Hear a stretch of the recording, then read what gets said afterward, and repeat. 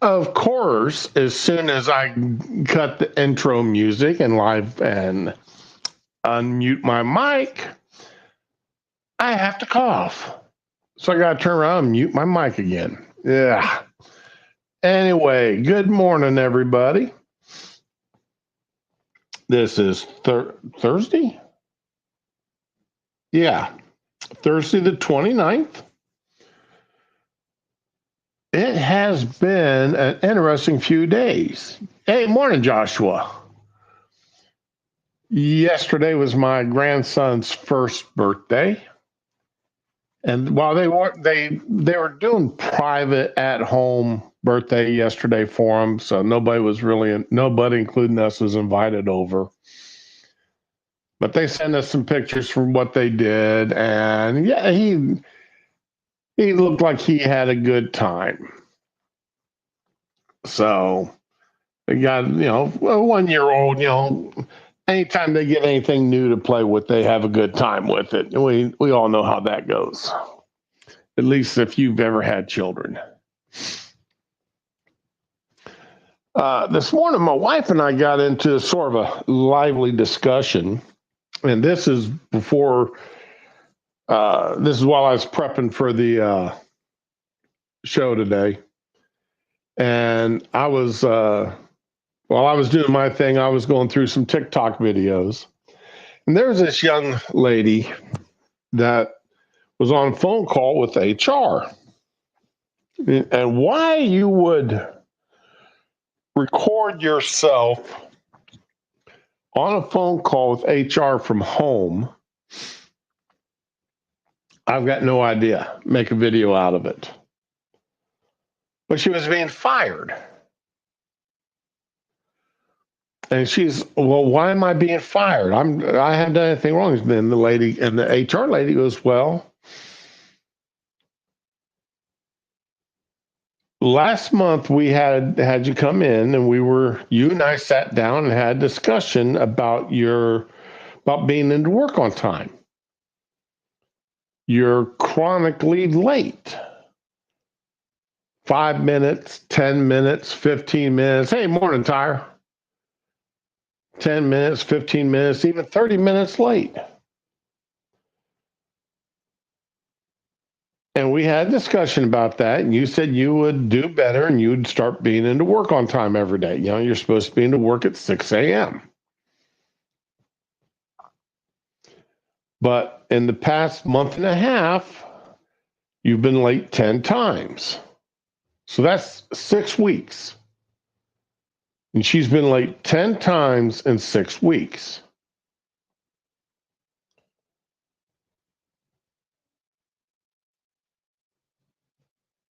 And it's like, okay, she goes, you were late. You're supposed to be in at work at 6. I'm sitting here looking at your timesheet.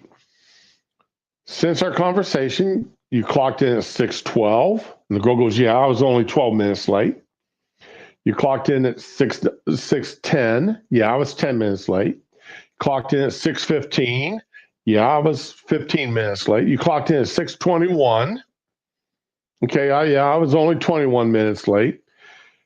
You clocked in at 6:30. Okay. And she's listing, and she's goes through all these times that she'd clocked in 6 weeks. 10 times in 6 weeks.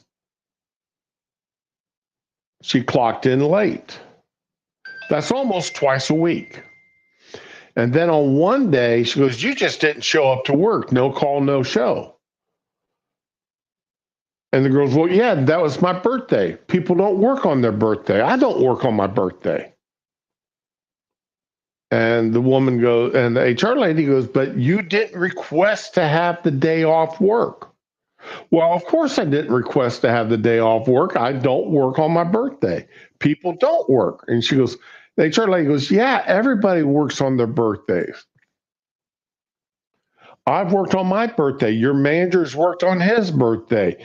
And, and the girl looked, like I said, they're on the phone. And the girl goes, well, y'all are just too grown for me.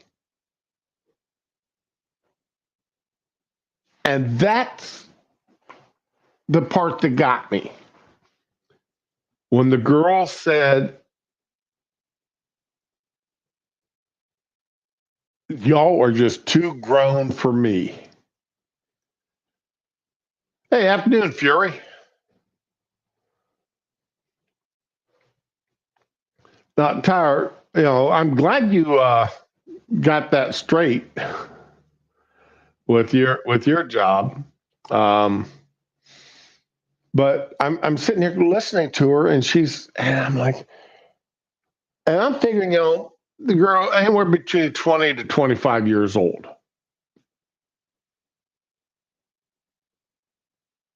No clue if this is her first job, second job, fourth or 10th job.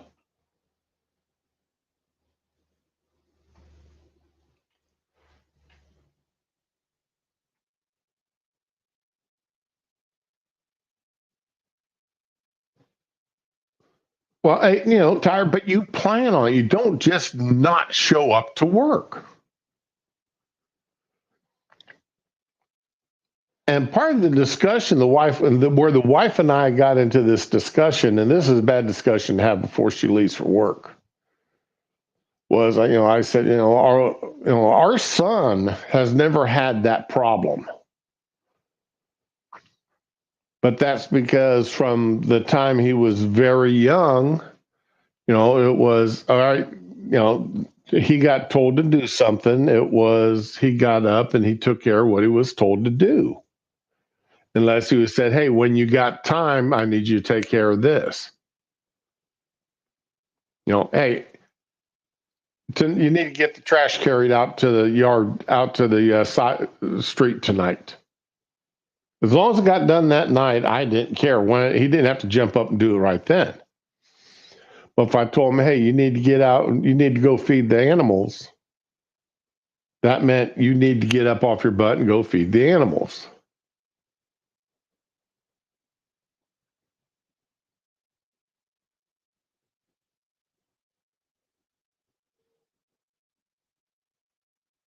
And I say, and the wife goes, well, yeah, but you're always kind of too rough on him about it. And I said, well, I know you thought I was too rough on him because we had a lot of discussions about how rough I was on him. But as an adult,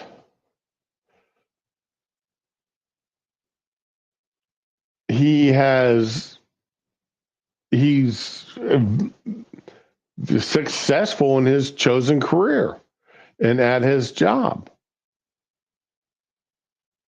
And I take that as a badge of honor on his and my mother, his mother and I, get that we raised him right. He loves his wife. He loves his two children. That makes me feel good. He was taught correctly as he grew up. I mean, even if I'm sick, my boss, everybody, I feel like I know my body, that people know their bodies well enough to know that, hey, hours before they're supposed to come into work, they know whether or not they're going, too sick to work. I've called my boss the day before, hey, there's just no way I'm going to make it in tomorrow. I've got this chest cold setting in right now, and by tomorrow morning, I am going to be absolutely worthless.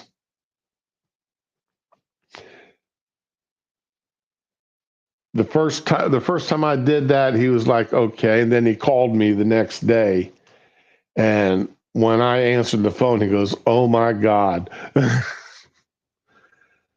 That cold was sitting on me like a 600-pound gorilla. And that's the way my son is. When he's had to call in to work sick, he's learned to call in many times the day before. And his bosses have learned that when he does it. So, but what is this with these kids? They're in their mid-20s And their idea that I don't have to show up to work on time as long as I get there and I do my job. Yeah. And then, of course, there was that. Well, y'all too growed for me. That's it exactly. Y'all need to grow up, or either that, or else find a job that you can make your own schedule. Become an Uber driver, a Lyft driver, a Door Dasher. But I don't want to hear you complain about how much you get paid.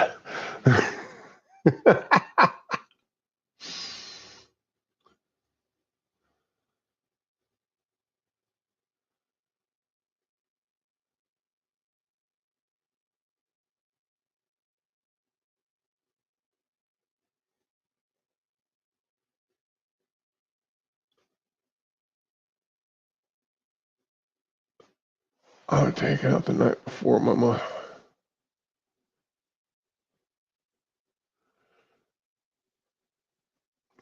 Oh yeah, time blindness, or uh, being on colored people time or black people time. I've heard it called both. Sit there and say,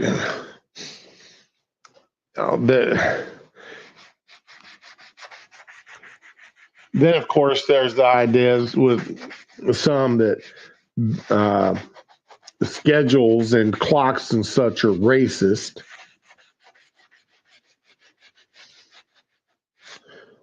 Because only white people believe in them, or white people invented them and colonized the world with clocks.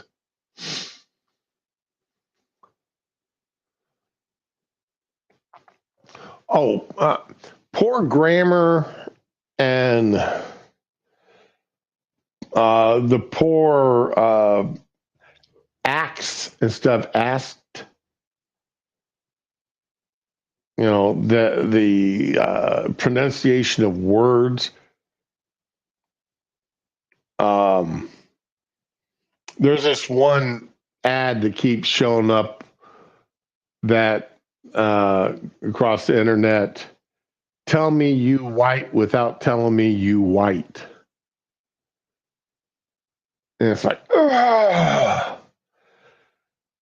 Just by that verbiage, tell me you're ignorant without telling me you're ignorant.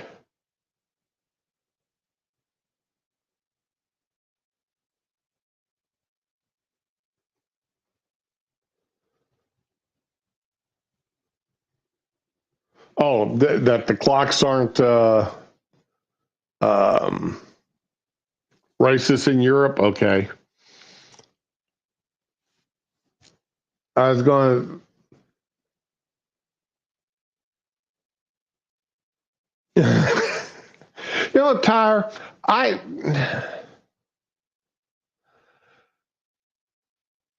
I keep forgetting you're black. I really do.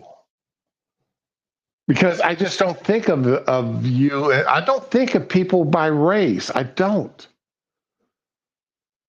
And when you just posted that, I'm like, oh yeah, that's right. I've never been one to think of people by race, even when I was growing up. But then I've said this before. I know I've told you all this.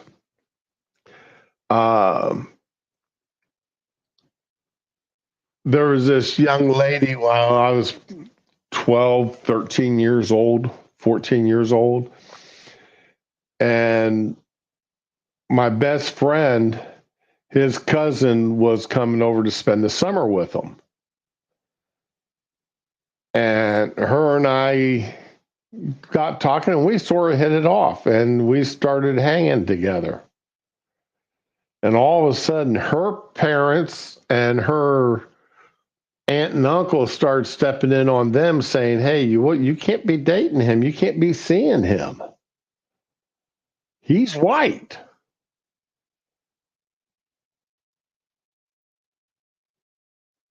And this, as you probably guessed, she was a black girl. And her and I mean, our personalities fit, and we just talked back and forth and had a good time until her parents and her aunt and uncle stepped in. The parents of my friend stepped in and said, y'all can't be hanging out like this. I mean, they talked to me and they said, listen, we love you. You're a great kid and all, but you can't be asking this girl out. That ain't going to work.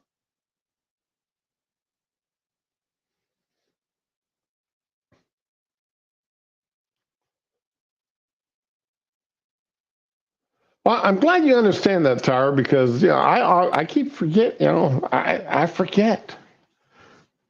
I just think of you, Tyra. That's all there is to it.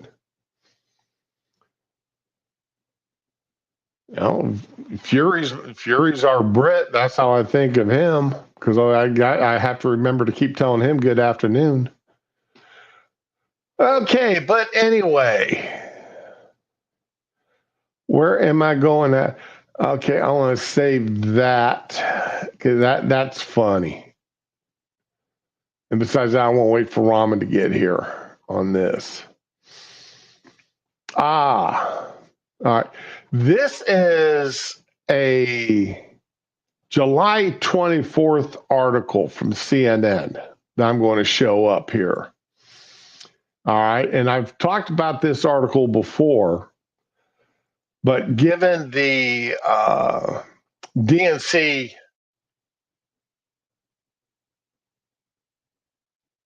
convention that just happened and how they spent so much time talking about Project 2025, a Harris campaign official said the campaign has made the deliberate decision to brand all Trump's policies as Project 2025 since they believe it has stuck with the voters. After the initial publication of this article, a Harris campaign spokesman, Joseph Castillos, added, Project 2025 is the blueprint for many of the dangerous policies that we know a second Trump would, not could, include indistinguishable from that in his first term. Trump repeatedly tried to cut Social Security and end the Affordable Care Act. Well, true, he did try to end the Affordable Care Act because Obamacare, most of us still believe it's unconstitutional, but that is as it is. But they fully admit, the Harris campaign and the Democrats fully admit that Project 2025 has nothing to do with Trump. But they sit out there and lie to the American people, and none of the media calls them out.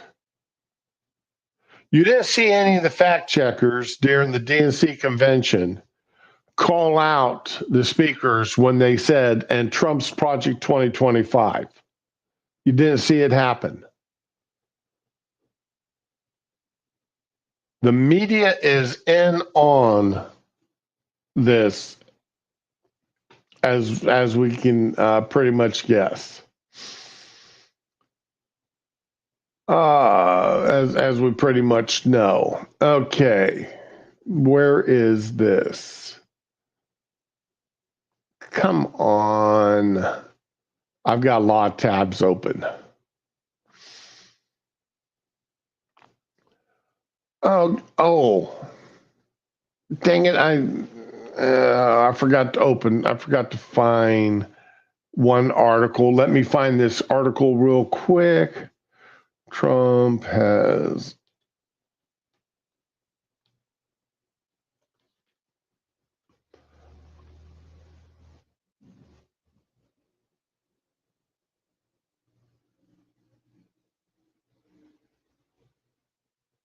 Here we go.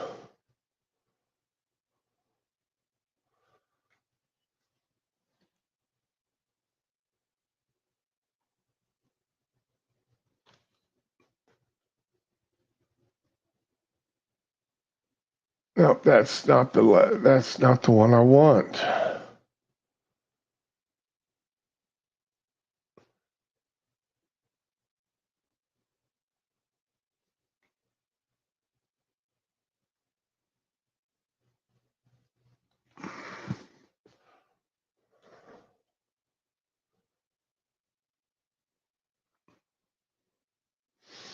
We know that Oprah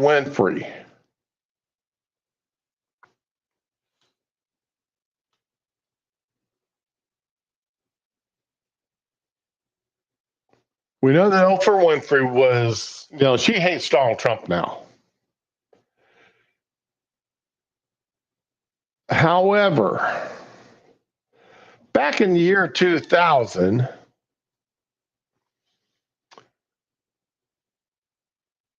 Oprah wrote him when Trump sent her an excerpt from his book, The America We Deserve. And he wrote in the book that at that time, Winfrey would be his first choice for vice president. This is what Oprah wrote. Donald, I reviewed the book excerpt, and I have to tell you, your comments made me a little weepy. It's one thing to try and live a life of integrity, still another to have people like you actually notice. Thank you. Too bad we're not running for office. What a team.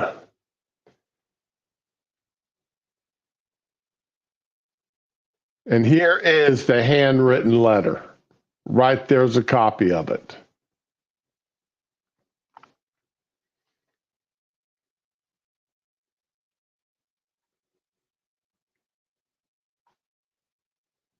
Okay.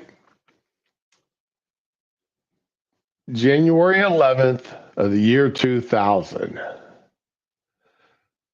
Well, Donald released that letter again after Oprah spoke at the DNC convention.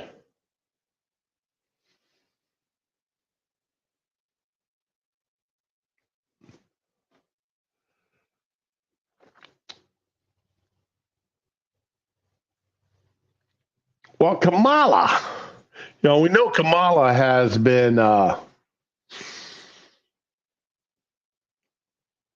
copying everything that Trump has done.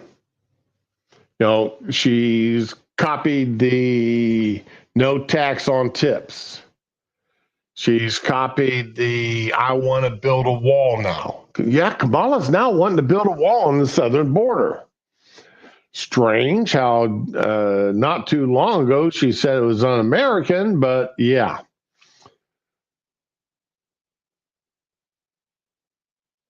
So Kamala released her own letter.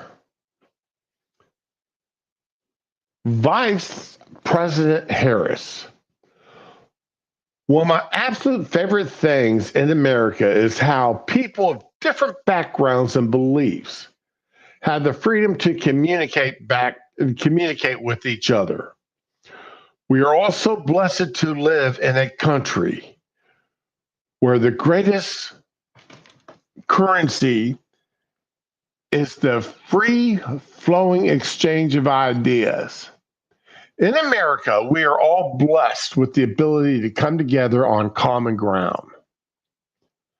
In the spirit of establishing common ground, even though I'm fairly conservative and we may have our disagreements, I'm writing this to express my gratitude for yours and President Biden's efforts to establish common sense gun safety laws.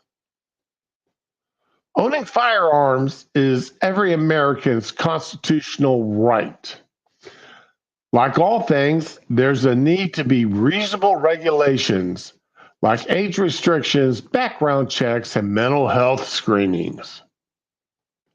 Well, that's something that, Kamala, she says she wants. Thank you for heading the White House Office of Gun Violence. Notice how, it started off with a lowercase g and then went to an uppercase G there. Gun violence prevention, and for yours and the President Biden's push for common sense safety laws. I look forward to seeing what the Biden-Harris administration accomplishes in this regard. All the best, and God bless, Tucker.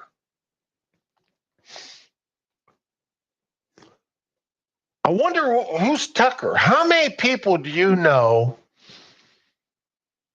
that are famous enough by the name Tucker that's all you need is to hear that name, Tucker, and you know exactly who they're talking about.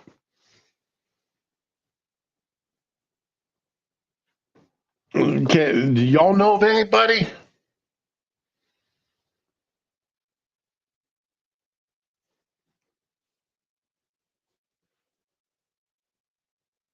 I'm just I'm sorry. I'm at a loss of thinking of anybody besides one person. Okay, and just to be on the safe side here, scroll up. No, that's not going to let me. So let me sign out here.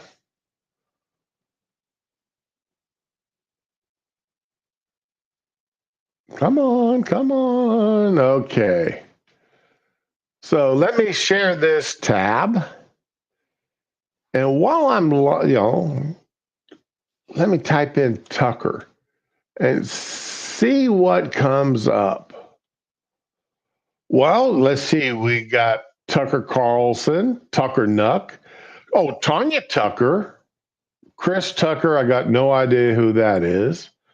Mel Tucker, Justin Tucker, Tucker Georgia. Then Tucker Carlson again, then Tucker Nuck Dresses. So there's actually only 4 Tuckers mentioned. Tucker Carlson. Now, Tanya Tucker, she doesn't go by Tucker. I mean, she goes by Tanya. Chris Tucker, I don't think I've ever heard of him, or Mel Tucker. Those 2 names aren't familiar, or is Justin. So 1, 2, 3, 4. So 5 Tuckers, but Tucker Carlson comes to the top. So could Kamala be insinuating that this hand printed letter is from Tucker Carlson?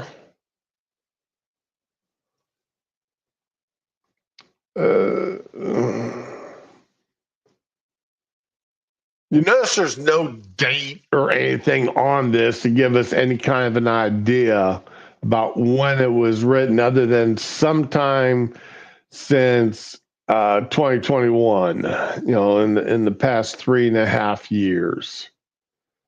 That's all we know. Okay.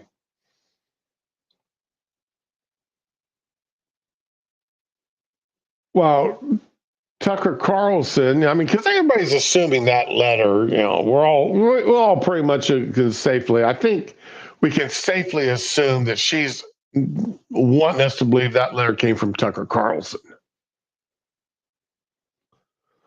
Well, Tucker Carlson, he got his own letter that he posted to X in response to Kamala's letter.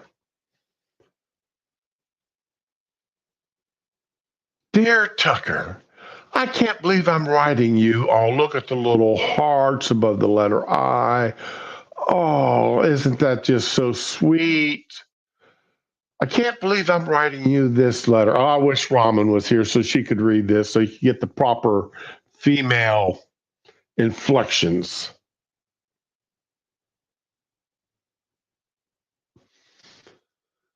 But here goes. Honestly, I never thought We had all that much in common. Since college, I've considered myself moderately progressive in the sense that I don't believe in law enforcement, national borders, or the right of American citizens to exercise fundamental human autonomy. You seemed like you were coming from a totally different place. I thought I disagreed with you on everything. Boy, was I wrong. The other night, I was looking at the internet and saw your conversation with Bobby Kennedy Jr., and there wasn't a word I disagreed with. Not one. I turned to Montel and said, I was very wrong about this man. So very wrong. The way he talks, he's so bold and wise and strong. He's immovable, like a towering oak tree in a windstorm. He sways gently but never breaks. His trunk is so broad and firm and rooted to the earth. I can't imagine the size of his root ball. Needs squeaking ooh noises and giggles. Yeah, you're right. I can't imagine the size of his root ball. I was so impressed. So thank you. You've shown me something about myself and about the world. I will never forget it. Until we meet, hugs and kisses, Kamala, with a little heart and a smiley face.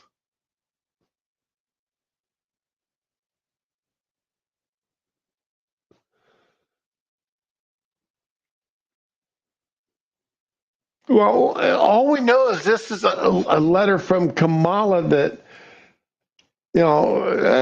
knows somebody by the name of Montel.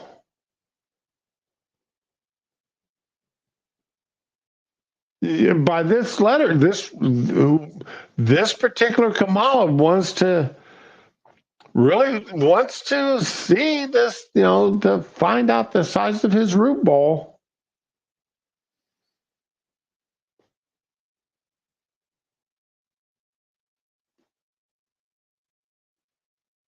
Now Tucker's not, because as he said here, it's just a letter from a fan. He's not saying that this is a letter from Kamala Harris, the Vice President of the United States. He just said he got this love letter from a woman who knows somebody by the name of Montel.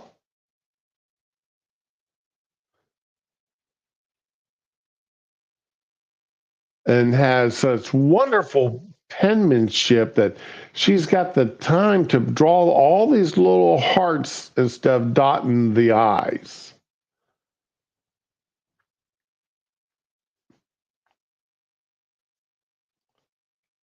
Isn't that something else? Just absolutely wonderful. I mean, Kamala and Tucker, I hope they finally get to meet someday. And, and if Tucker gets permission from his wife, to show the size of his root ball.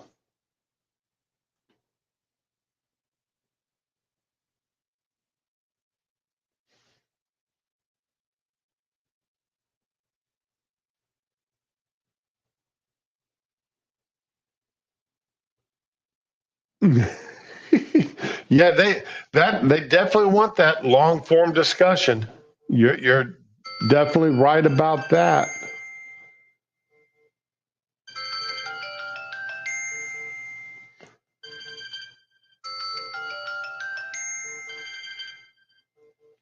I I have no idea, Fury. I wouldn't be surprised. Absolutely nothing about this relationship would surprise me. Absolutely nothing. So poor, yeah, I mean, Kamala's the vice president. Harris is getting uh, letters of endorsement from somebody by the name of Tucker, and Tucker's getting love letters from somebody by the name of Kamala. That's just wow. What are the odds?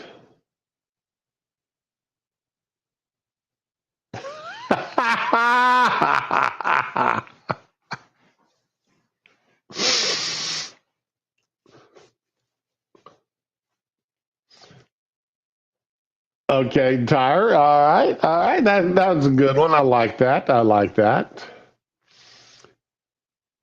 But yeah, that's why on my thumbnail there today I had the little heart.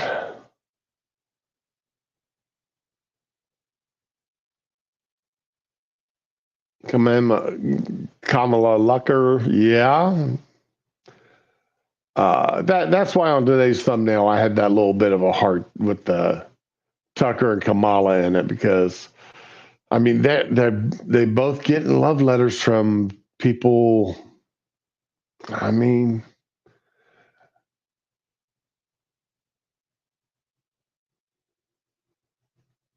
you know, Trump had his letter from 2000 that was dated, and on Oprah's letterhead. And, people can change their minds. People can change their minds.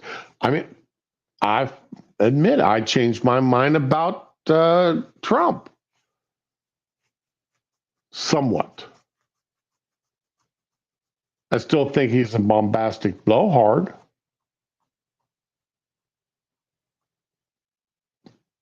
And like I said, I was supporting Cruz over him the first time.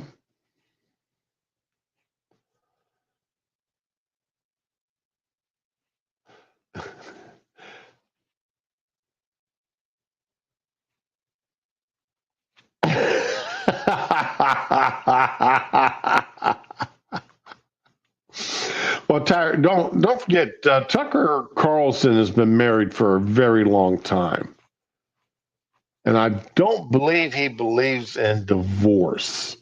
I think that goes against his uh, religion. So, all right. So, what do I got there? What's this? But all joking aside, yes, or the Tuesday, I showed you the article about California wanting to give illegals $150,000 loan assistance plan.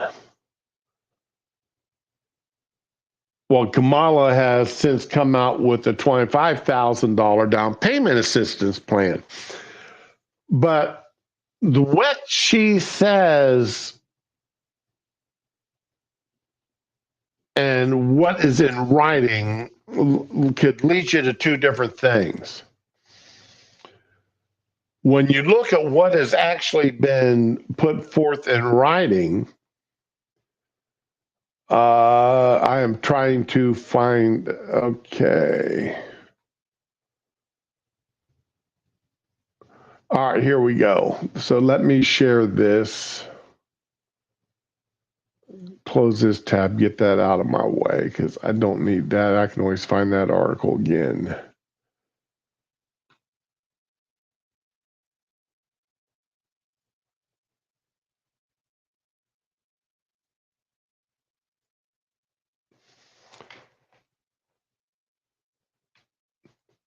As the Harris, okay, this year's from Housing Wire.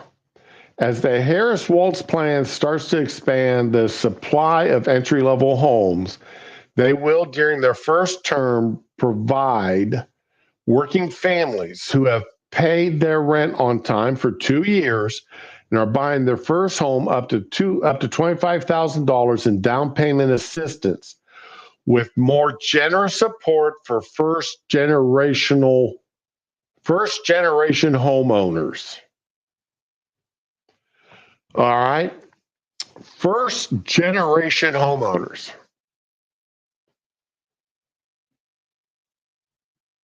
Now, there's a couple ways you could look at that.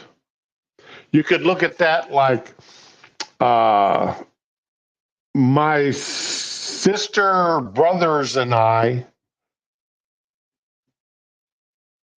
Well, no, because my grandparents, both sets of our grandparents owned their own homes. And my mom and dad, they did own their own home. Okay, so we would not be first generation homeowners because our parents owned homes.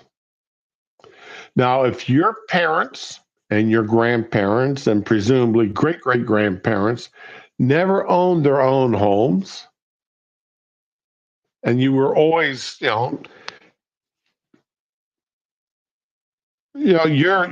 are native born U.S. citizen. Your parents were native born U.S. citizens. None of y'all are immigrants. Your grandparents are native born. You see what I'm saying? Your family, like my family, had been in the United States since just prior to the Revolutionary War.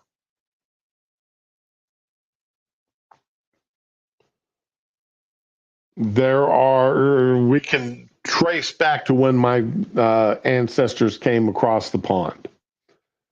And it was prior to the Revolutionary War.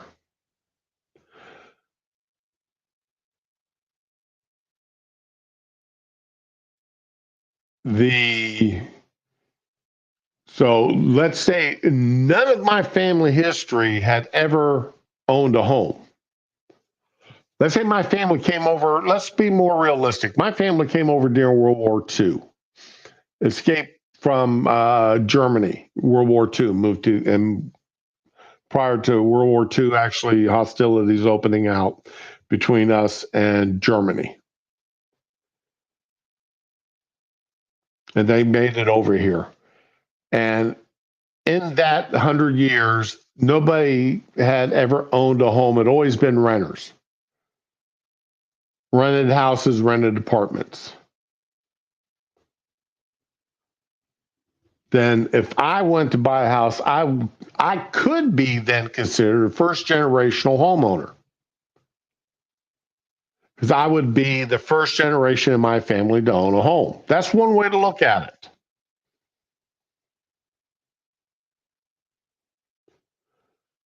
But see, the comment here is more generous support for first generation homeowners, not first time homeowners. The other way to look at that is you were brought across the border illegally. Or you are a U.S. Your parents are in the country illegally, but you were born in the United States. You're an anchor baby.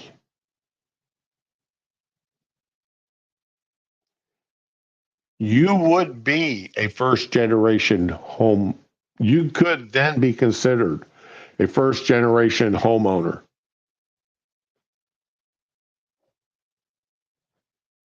Because you're a first generation in the country. So the children of illegals who were born in the United States may qualify here for this. Now, I don't know whether DACA, people who were brought, people who were in the country illegally and were not born in this country, whether they would be considered first generation homeowners, because they're here illegally.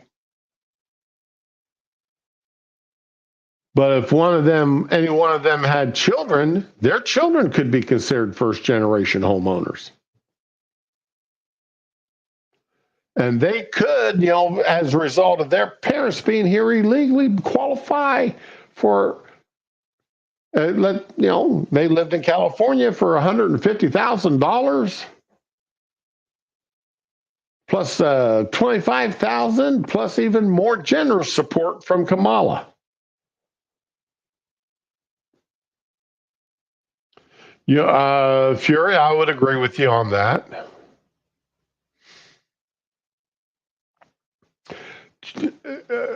Children of illegals born in the United States are not illegal. They're U.S. citizens. Hey, Raman. Well, California is the one's going to give $150,000 to people who are here illegally.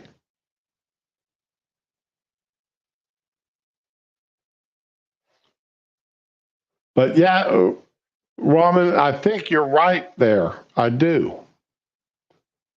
This funky phrasing here.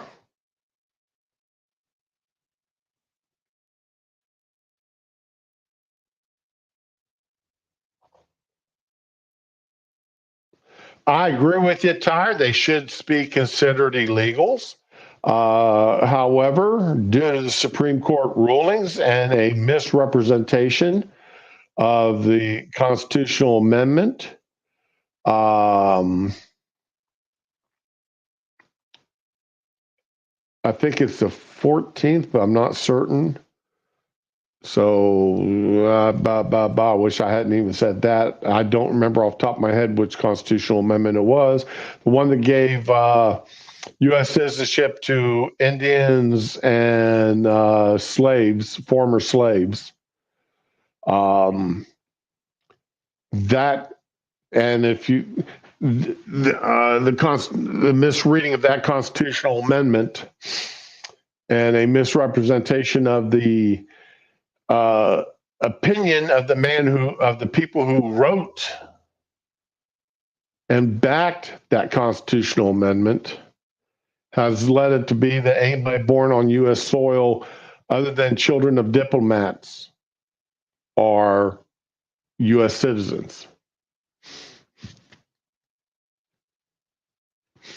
Diplomats and envoys of foreign countries.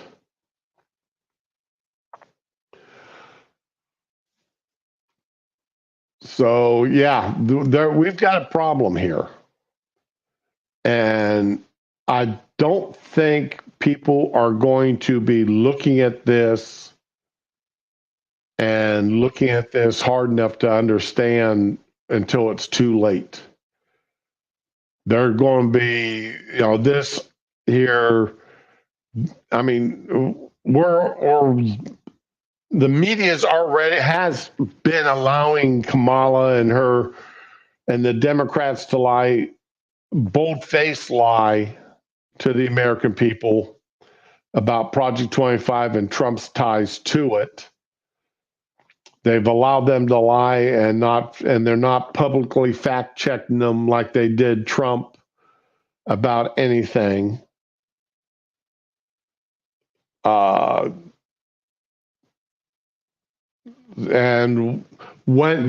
she's like 39, 40 days now since her last interview. And they're just now in the past week been pushing back at that. And you can bet when she does do an interview, it's going to be, especially since I think she's said Waltz is going to be there with her. And they want the questions up front so that they can prepare for them. Yeah, this is going to be a real goat rope. It's not going to be an interview. It's going to be how can I politely say this? I think they've okay. I don't for some reason I thought I heard who is going to be interviewing. All right, because I don't want to be wrong about this.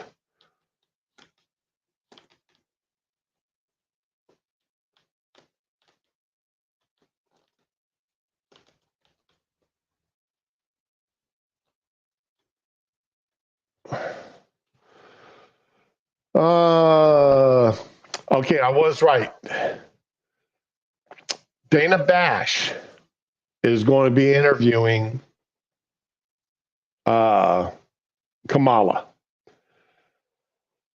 So I think we're going to say, okay, here's the nice way of putting it. I think we're going to be seeing some scissoring action going on here.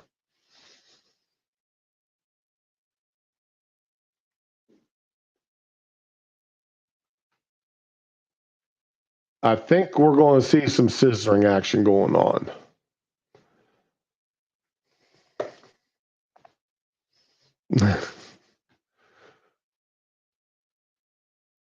I don't trust Bash to be doing an interview like she did with Trump here. I don't see it. I see it being a very softball, and we'll leave it at that. I've said it. I've said enough.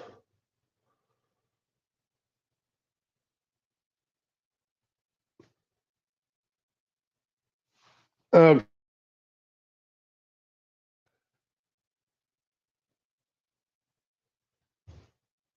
uh, Kamala's promising by the end of her first term, she's going to end America's housing shortage by building 3 million new homes and rental units that are affordable to the middle class. So the federal government is going to step in and build houses and apartments. So does that mean the federal government? Because if she's promising this is going to happen,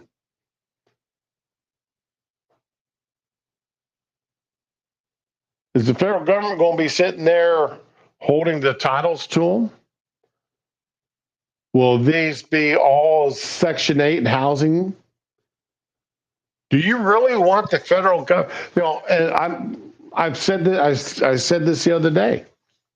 I think companies like BlackRock and such should be extremely limited into how many houses and apartment complexes they should be allowed to own, both nationwide and within a city or a county.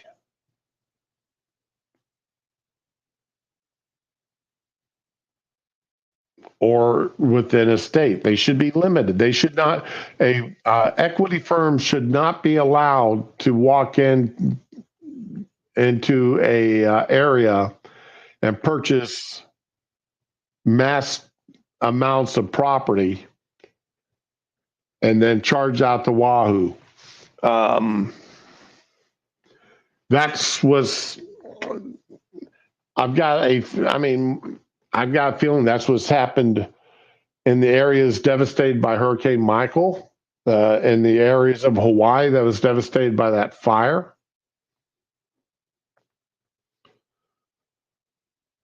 The amount of houses going up now in areas that had been previously wooded, but the trees had been knocked flat by Hurricane Michael, by the winds. Most of those areas are now being developed into subdivisions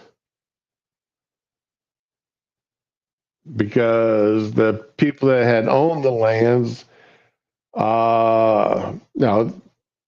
the trees were destroyed. They couldn't sell the trees, so they sold the land.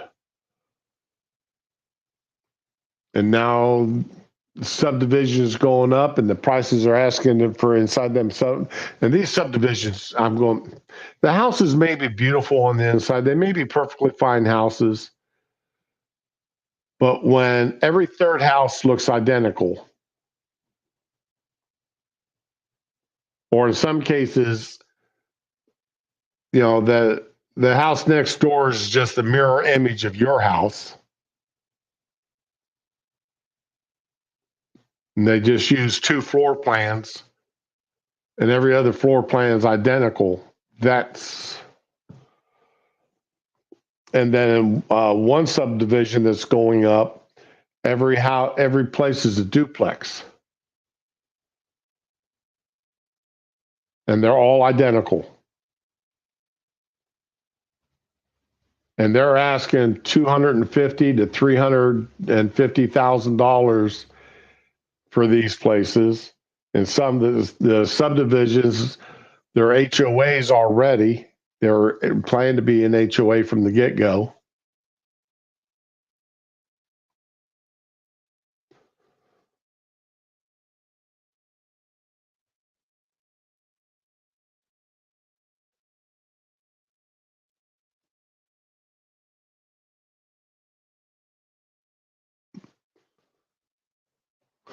So yeah, this is and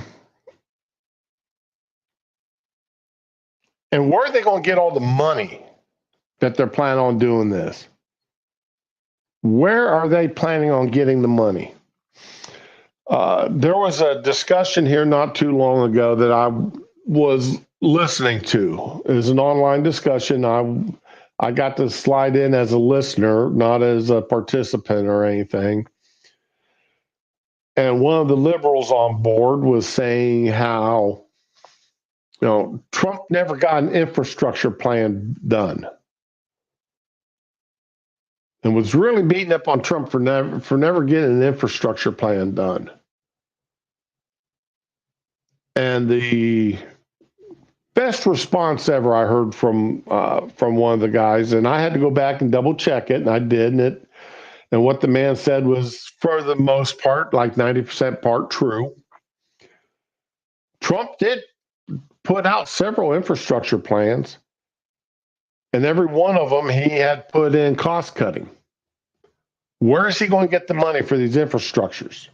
Well, he was going to take money from this budget and take money from that budget and take money from that budget. And by reducing these other budgets, that would pay for the infrastructure to be built. And the Democrats, who at the time controlled the House and Senate, of course, was not going to cut any budgets. They just wanted to print more money. And that's exactly what Kamala is wanting to do here. She wants to print more money. And that is going to be absolutely horrendous on the American taxpayer.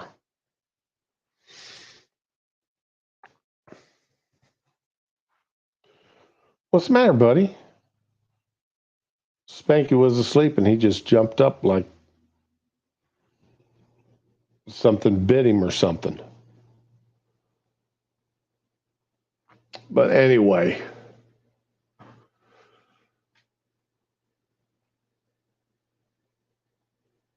this whole idea of Kamala's, I mean, she's out there promising wonderful things. And continuation of policies that are bankrupting the country.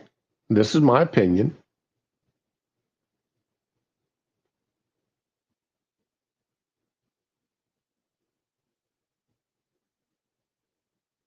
But she's got nothing in any of her policies except to tax the rich. Well, if you took every dime the rich have, and then, and the part I really love, good God, taxing unrealized capital gains. Now, for most people, that means taxing, your house, if you own your house, that's a capital gain. Because, like my house, I paid $147,000 for my house 6 years ago.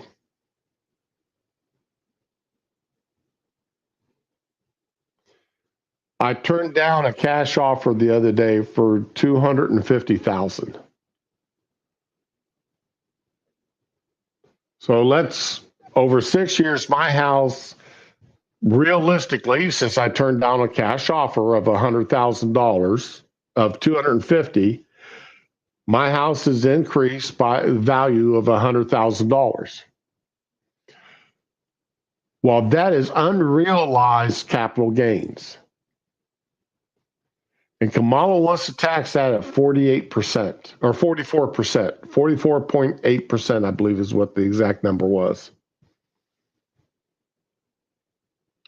I mean, I would have to come up with 44.8% of $100,000. I'd have to come up with $44,000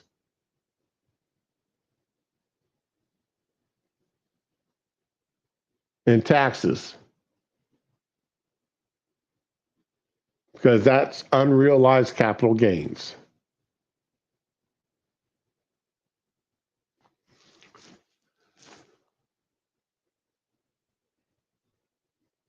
What utter nonsense is that? You're right. That's a lot of money. I couldn't do that. Now, realistically, what would probably be is how much did the house go up over the past year? Okay, over the past year, it went up $10,000. Okay, fine. And you need to cough up $4,400. That's still a lot of money. I'm sorry, $4,000 to me is a ton of cash. That's a lot of cash I don't have in my bank account to come up with every year. Hey, Digi, welcome.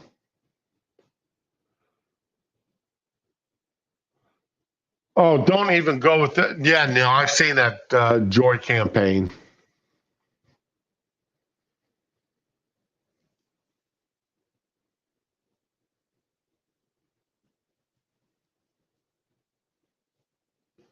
Yeah, well, exactly, Willie. $200 is a lot of money for me. It was like I was explaining to my sister. The wife and I keep a hurricane cash fund. Every month, we each put $20 into this hurricane cash fund. Between $10 to $20 a piece into it. And it's cash that we have stashed in the house. That way, if another hurricane comes through, we've got enough cash on hand. Because ATM machines and bank cards and such will not be working. And right now, between the two of us, over the past 6 years, we've managed to put together about $1,000 into this cash fund. And we're just going to keep it going, keep doing it, because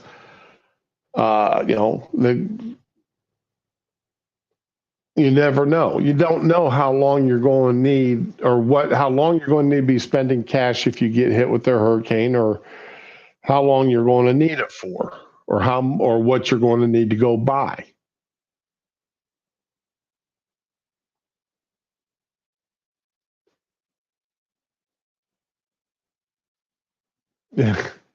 Not during hurricanes there, Willie. Not after a hurricane. Ammo don't buy you squat after a hurricane. Believe me. You're thinking something a little darker aged than just a hurricane come rolling through. But I was explaining to my sister, that every month, at the end of every month, the wife and I try to put a few dollars into the kitty to cover this stuff. But could I just go to my bank account and draw out $200 or $400 or $4,000 and send it off to the IRS for unrealized capital gains? Not only no, but hell no. And somebody said, well, you're already taxed on unrealized capital gains when you pay your property taxes. Because when the value of your house goes up, your property taxes go up. True. That is true. My property taxes do go up. by 1 millage point or a half of a millage point. By law, the maximum they can raise our property taxes is a year is a half a millage point, which in the case of my house is about $50, $60 a year. While $50 to $60 a year is nothing to sneeze at, I think I just wrote out a check for like $400 for my, no, $180 for my annual property taxes on my house. It can't jump that much, and I'm even off on that. It's like $10 a month, a $10 a year increase.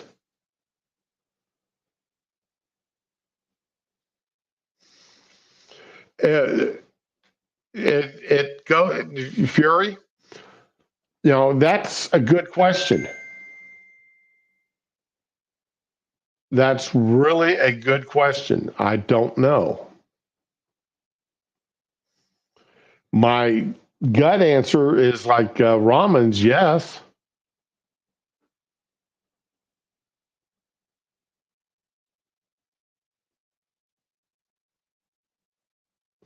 But yeah, this is stupidity. This is absolute stupidity. Now, one thing about at least here, if you turn around and there's an upper limit to this, but let's say I sold this house. All right, I've got 1 year to buy another house with that money before I got to pay the capital gains tax. Now, there is an upper limit to that as to how much money I can make that would be considered capital gains that I can use for that without being taxed. Good point, Fury. There is a difference between wealth and riches. There's a difference between owning a lot of things that make you wealthy and having liquid assets that you can just reach out and touch. I.e., there's a difference between having $1 million worth of assets and having $1 million in the bank. They're just talking about on the news, this lady won the $1 million scratcher here in Florida. All right. She took it lump sum, and she's going to get like $600,000 in cash. Because in Florida, if you take it lump sum, they reduce it by 40%, 40 some odd percent, because you're taking it lump sum. Well, then Uncle Sam, before you get that money, is also going to take his 38% in income tax.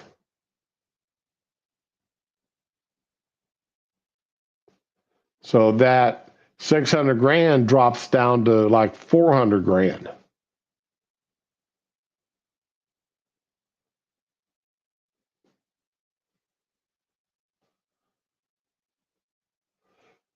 Yes, there is a depreciation that you can use to write off on your taxes.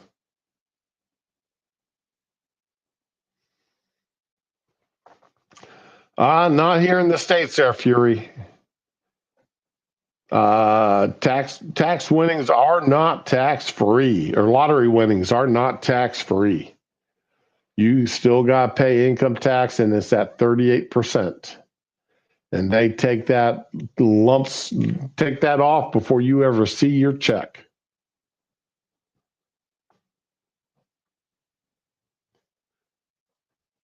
It's like disability checks are tax-free up to $25,000 a year.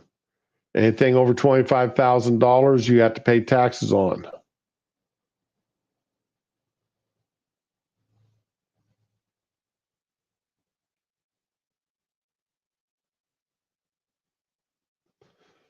Okay, this is the same with gambling. You pay tax on your stake, not on your winnings.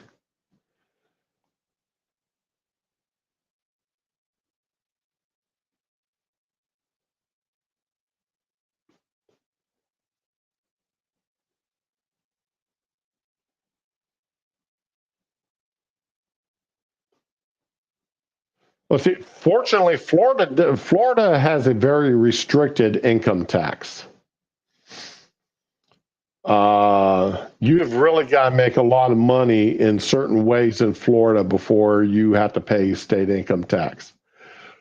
Quite unlike California, New York, New Jersey, and Pennsylvania, and Ohio. Them boys want their fair share of your money regardless. With New York, California, New Jersey being very much interested in how much you earn because they want a lot of it.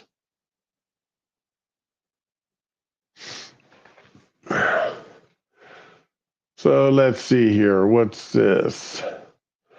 Okay. Okay, I'm done with that article. What's this one here?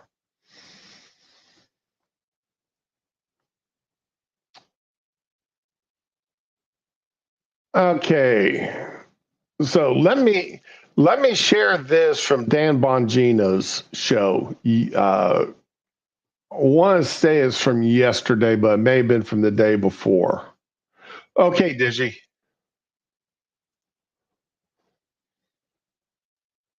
Than the Democrats. Do not be surprised one bit in September if this insane Judge Merchan in New York tries to put Trump in jail. I can tell you for sure that plans are already being made. Do not be surprised. I want you to listen to this segment. Tell me what you think on the other side. Check this out. Tony Saruga says multiple high-level sources have stated the New York City Department of Correction is making arrangements for Donald J. Trump's arrival at Rikers Island in September. He tweeted this. This is just yesterday. President Trump will 100% be sentenced to prison on September 18th. I'm told the sentence will be 1 year, but we'll see. The Marxist judge could change the sentencing at the last minute, but he's definitely sentencing President Trump to at least 1 year. Rikers Island already has special accommodations ready. This is 2 months before the election. This has got 3.1 million views. I don't know what his source is. This guy is just, he's a contractor. He's a philanthropist. CIA whistleblower. Is that what he says? CIA, NSA contractor, whistleblower, Intel Ops. Yeah. I'm assuming he's probably got some sources, but it is all rumors right now. Yeah. I don't know his source, folks. I'm just throwing that out there. I don't know his source. I'm telling you from my sources that plans are already being made.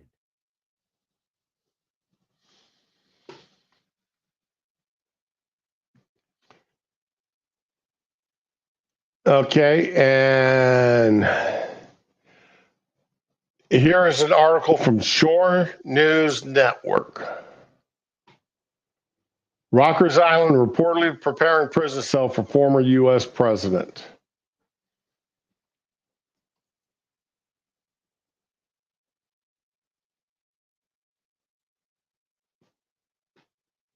Fox News columnist Andrew McCarthy, who's got a solid background as a former U.S. assistant attorney, threw some serious shade by suggesting that Trump might actually be handed a prison sentence on September 18th.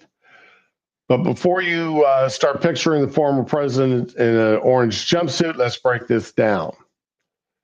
Twitter is buzzing thanks to Tony Serga, who claims that sources have spilled the beans that Rikers is making arrangements for Trump's arrival. McCarthy thinks Trump might get sentenced, but he's also betting the former president won't actually serve time. Why? Because according to McCarthy, Trump is likely to get bail pending appeal. The real plot twist, McCarthy believes the whole thing is a setup to label Trump as a convicted felon just before the big election day showdown in November.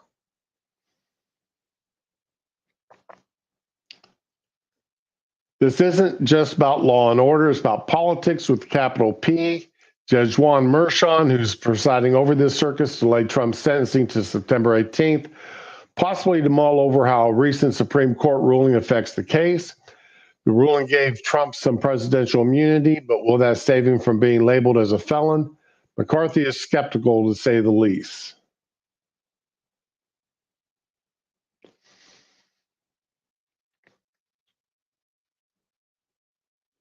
Then, of course, New York City Mayor Adams says Trump is sentenced, Rikers Island will be ready. Now,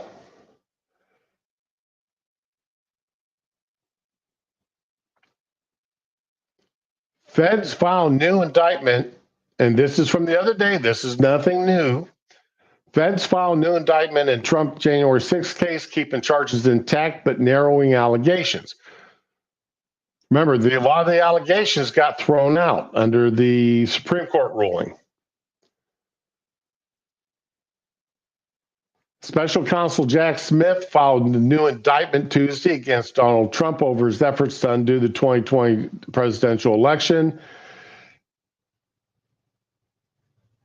That keeps the same criminal charges but narrows the allegations against him following Supreme Court opinion that conferred broad immunity on former presidents.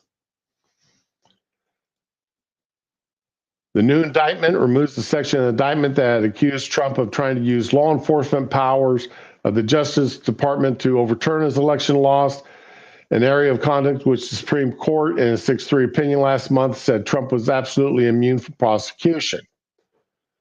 The stripped-down criminal case represents the first effort by prosecutors to comply with the Supreme Court opinion that made all but certain the Republican presidential nominee won't face trial before November. Before the November election case, alleging he tried to thwart peaceful transfer of power. But the problem with this is now that Smith has filed these new charges, we can go right back to that goat rope where he can demand Trump appear in court at any day or any number of days between now and the November election. He could keep figurative. Well, I mean, if you think about it, he could actually keep Trump tied up in New York, going back and forth into the courthouse every day for the last 20 days or so before election, where Trump should be out doing his getting ready for the final push towards the election day. Smith could have him tied up in New York City, in and out of the courthouse, even if it was only for an hour or so a day. Scheduling him for 1 o'clock, 2 o'clock appearances every day.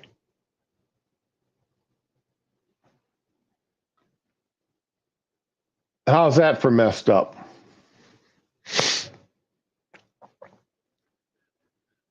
And Smith would be legally eligible to do that. There's no law to stop him from doing it.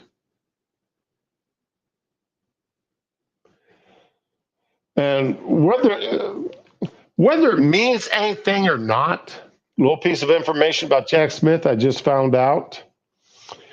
His wife, who does not have his last name, is the woman that produced Michelle Obama's Netflix biopic, The Obamas.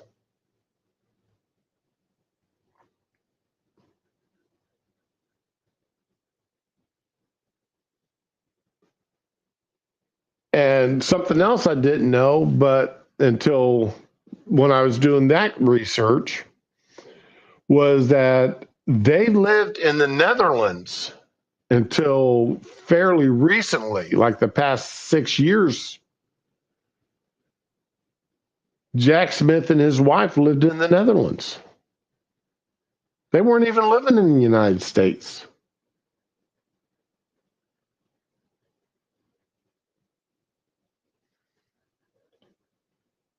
Yeah, yes, Fury, you're right. That New York is now a bail-free city,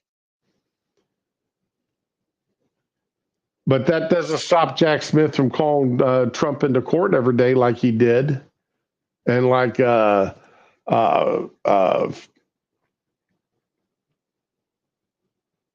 Fanny did. Was that not Fanny? Who was that other woman there that had him in court almost every day?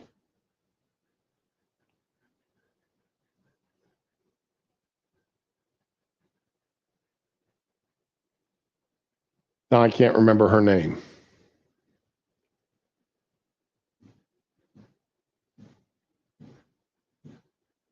But anyway, yeah, I mean, now we're talking about real election interference by keeping him off of the campaign trail. So we're going to have to, I'm not saying he is going to do it. I'm definitely not saying he's not going to do it. And I won't be surprised one bit if he does do it.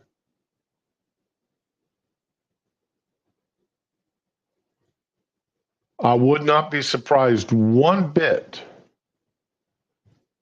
if all of a sudden we start hearing about Trump having to appear in New York City courts for this.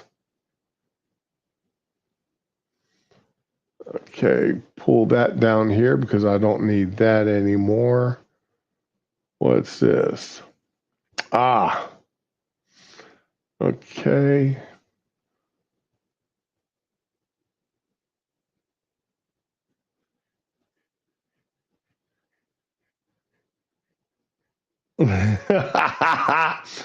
Ramen, I just read.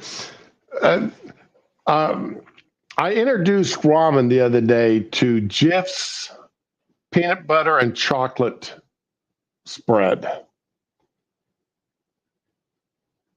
It is a very dark brown because it's got peanut butter and chocolate mixed together. And I love it with a hot pepper jelly.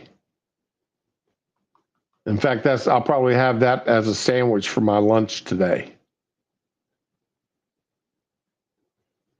But Ron finally got it in yesterday, and she probably doesn't have much of that jar left over. But my wife, she really likes it too. And I just made up a batch of regular peanut butter cookies the other day. I got 12.5 cookies out of it. And between the wife and I, we've just about eaten the last of them. And the next batch she wants me to make using that Jif peanut butter and chocolate mixture. So I'm looking forward to see how that turns out. I'm just going to follow the standard peanut butter cookie recipe. 1 cup peanut butter, 1 cup sugar. That reminds me, I've got to go buy more sugar because I used the last of it making my wife's tea yesterday afternoon.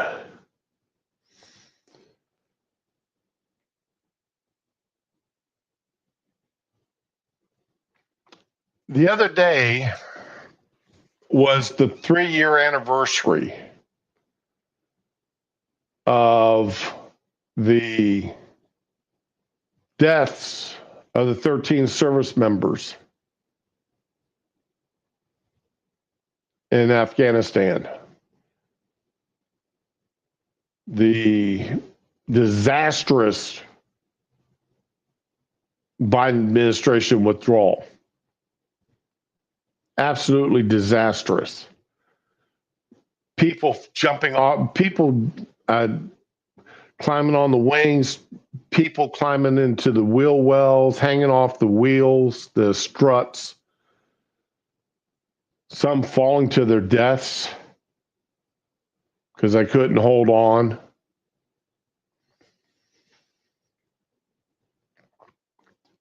Well,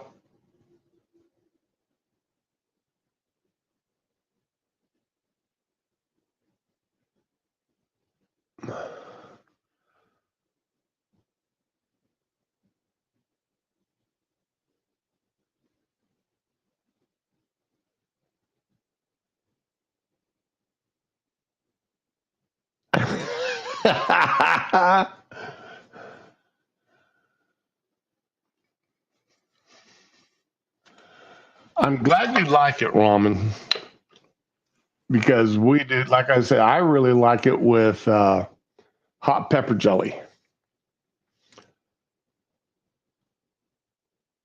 Well, a story come out yesterday about this.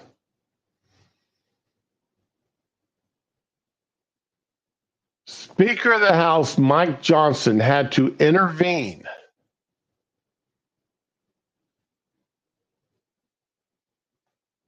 to get former President Donald Trump into the Arlington National Cemetery for the third anniversary of the Afghanistan withdrawal with Gold Star families. One of the families told the Daily Caller. The Gold Star families who had lost their children during the Biden administration's withdrawal from Afghanistan had invited Trump to the Arlington National Cemetery. He laid a wreath there for the 13th service members who were killed serving their country in Afghanistan. However, a Gold Star family told the caller that the Arlington National Cemetery was trying to make it difficult for the former president to appear for the ceremony to honor their children, which the families requested. Now, there's another story out there about some of Trump's people getting into a little bit of a disagreement with some of the Arlington employees, Arlington Cemetery employees. And while that whole story is not coming out, my feeling it has to do with the fact that the Arlington people were doing their best to refuse Trump entry.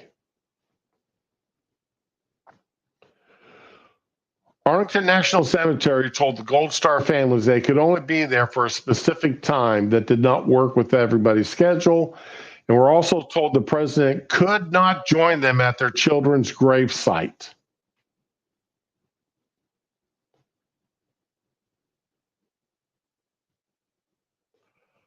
Whoever at the National Cemetery did this, if it's true, if this is 100% true, needs to be fired. How dare somebody say that the families of somebody who is buried at Arlington cannot invite a former president to join them?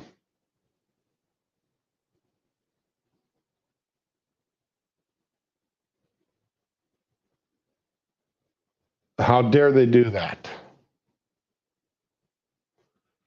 Chairman of the House Foreign Affairs Committee, Representative Michael McCall, explained to the caller that he was contacted by Gold Star parents Darren Hoover and Kelly Barnett, the parents of Staff Sergeant Taylor Hoover. Hoover and Barnett told him the Arlington Cemetery was giving Gold Star parents of the U.S. service members killed at Abbey Gate a hard time about coordinating ceremony with Trump on the anniversary of their deaths. McCall immediately reached out to Johnson to ask for his assistance with the matter, and the caller is told he could. The caller is told he continued to track it until it was fixed.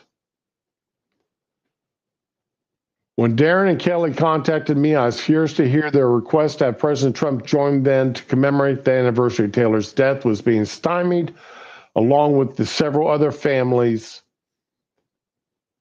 What the devil?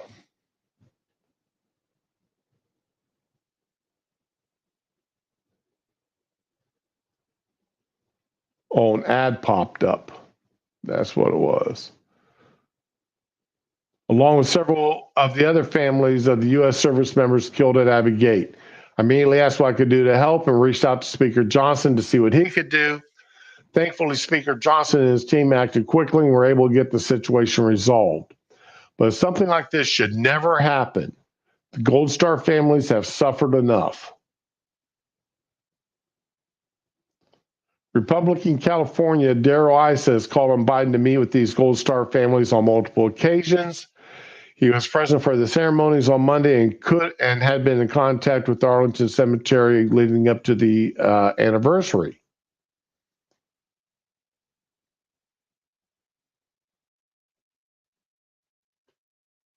Now, this is Darrell Issa. This administration has absolutely interfered with the tributes to the 13 fallen. Now, remember, Biden said that no military members lost their lives during his administration. He made that claim. Somehow or another, he forgot about these 13.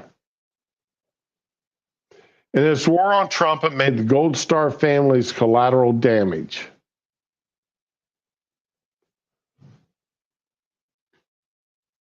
Our office worked with the Arlington National Cemetery to move the time of the event to a time that could accommodate the attendance of President Trump.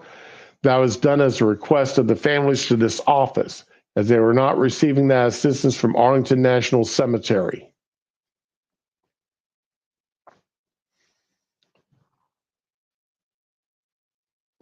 Another source familiar with the conversations between the Gold Star families and Arlington National Cemetery said that after Johnson's phone call, the entire situation changed. The Speaker and House had to get involved. Representatives Issa, Mass, and Chairman Mike McCall were instrumental in assisting the Gold Star families. After the Speaker's call, the situation shifted significantly. It was only 3 days before the ceremonies, and the Arlington National Cemetery waited until the last minute to confirm key components of the event with the families.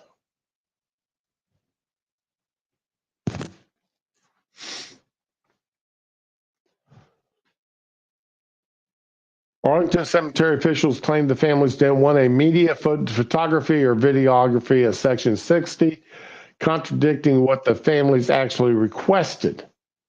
Families were fine with media designated by the Trump team, but Arlington kept pushing back, obstructing the process.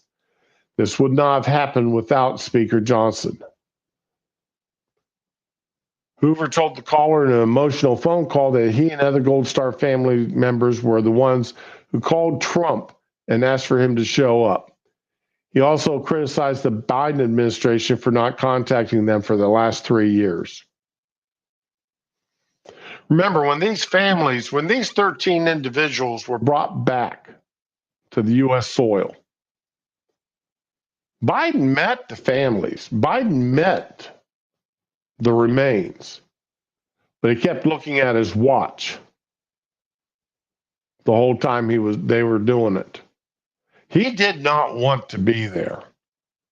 He had better things to do with his time than stand there on the ramp receiving the remains of 13 American military members who were killed.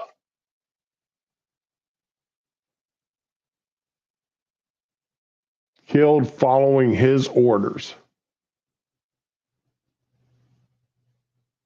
Absolutely disgusting. I'll never forget one of the fathers at the congressional testimonies afterwards, said that he kept wanting to yell at Biden that it was 2:30 and to quit looking at his watch.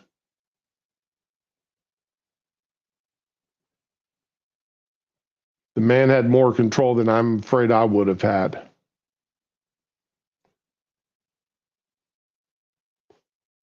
We extended an invitation to President Trump. We are the ones that asked him to come. We are the ones that asked him to assist in the laying of the wreath for our son and for the shooting for Sergeants Canal and for Cole. We're the ones that asked that. President Trump didn't come to us. His team didn't come to us and say, hey, this would be good for business. Business? No. President Trump has stood by us from day one. He has been compassionate. He's been loving. He's been understanding. He's taken the mantle of our outrage a little bit. Because to be quite honest with you, being very frank, we haven't heard diddly squat from the current administration in 3 years, Hoover said.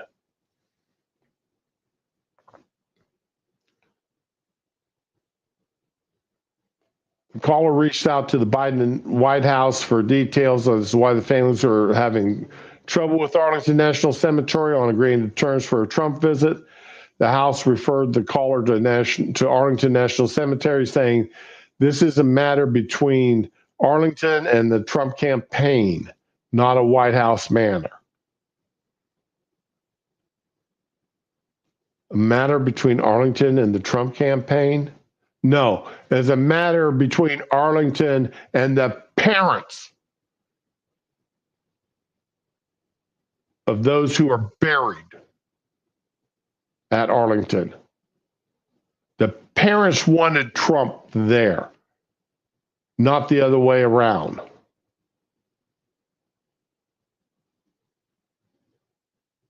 And of course, Arlington didn't respond to any phone calls.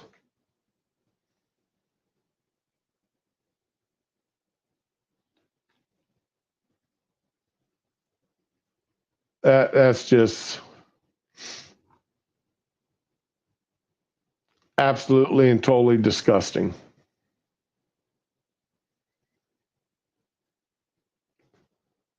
That is just absolutely and totally disgusting.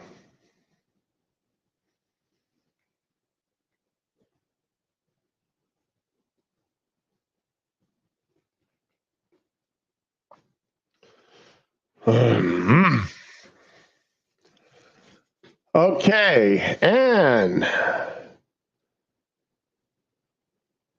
Tuesday, I read that letter from Zuckerberg.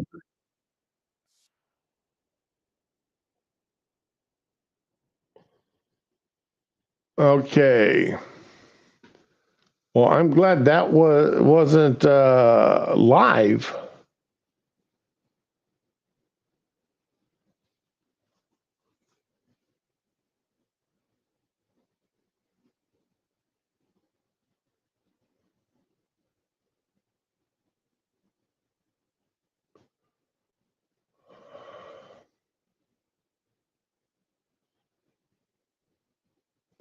Oh, General Miley? I think he still does there, Fury.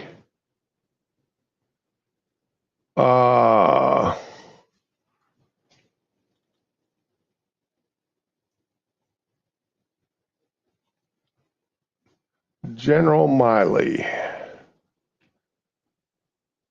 No, he's retired. He retired last year, September. He retired September 30th. So October 1st was his retirement date.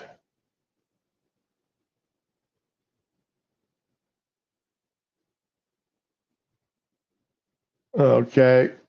Let's see here. Yeah, October 1st was his retirement date of last year.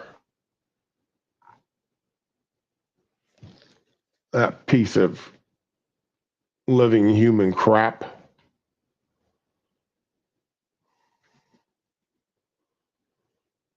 I need to open that image in a new tab. I need to save this. Save this Oprah letter.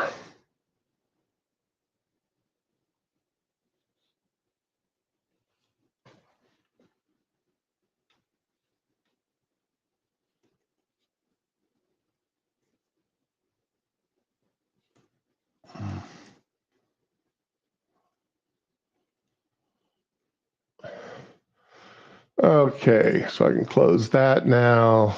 I can close that now. All right. Slowly but surely, I'm closing down tabs here. See if I can get this old computer up to speed. I need to get me a Patreon account or something here. Okay. The other day, I was read off that Zuckerberg letter where he admitted that the White House had pressured him and to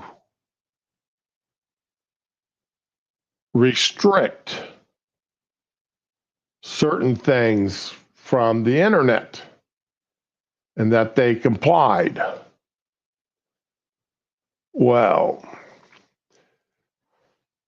I have no clue who this guy is. I do not remember this man's name. All right. But anyway, Alex Burson to amend suit against Biden and Pfizer after Zuckerberg admitted government push censorship.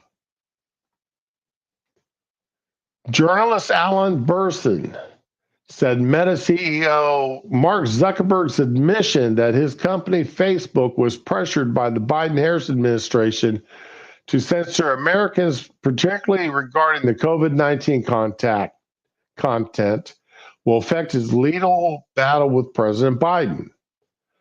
Burson has long alleged that members of the White House and Pfizer executives colluded to silence his COVID vaccine skepticism and is suing Biden, the White House officials, and Pfizer honchos, accusing them of violating First Amendment rights by pushing for his removal from Twitter after he raised concerns about the shots. Zuckerberg made the stunning admission in a letter to House Judiciary Committee Chairman Jim Jordan more than a year after providing the committee with thousands of documents as part of its investigation into content moderation online platforms. If you look at the work of Jim Jordan's committee, you can see the pressure was not one phone call or one email. There was significant pressure put on Facebook and Twitter, and to a lesser extent, Amazon and YouTube for months and months by the Biden administration. Burson said it was nice to see Zuckerberg admit it.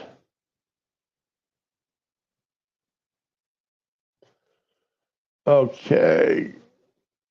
Why is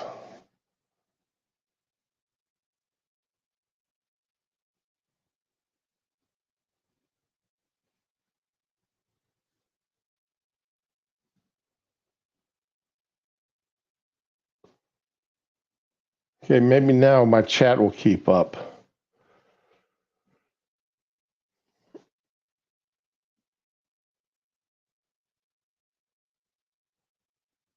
Oh, okay. Let's see. It's significant to my lawsuit. There's no question about it. We're going to quote that letter as we amend Benson versus Biden, which we're doing. The former New York Times reporter said the amended lawsuit is coming very soon and will include information that will shock Americans.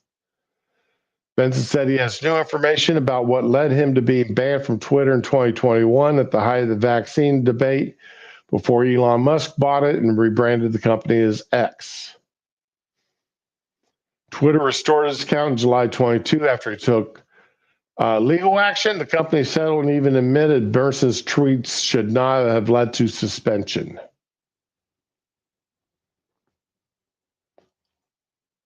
So, there is going to be fallout from this whole mess. That little letter is going to cause some fallout here. That's interesting.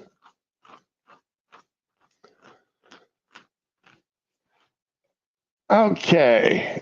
Hey, Raman, if you can, I need to have you jump on for the last thing I want to cover before we leave, okay? Before I shut her down for at least a few minutes here.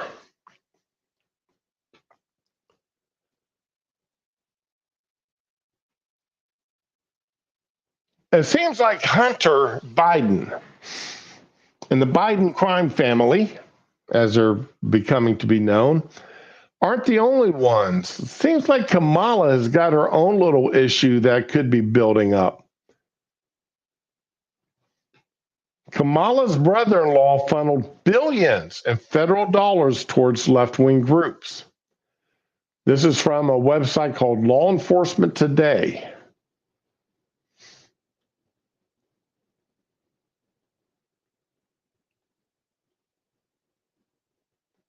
Tony West, a relative of Harris, previously served as head of the Justice Department's Civil Division, a role in which he funneled hefty court settlements to left-wing groups who sue the federal government.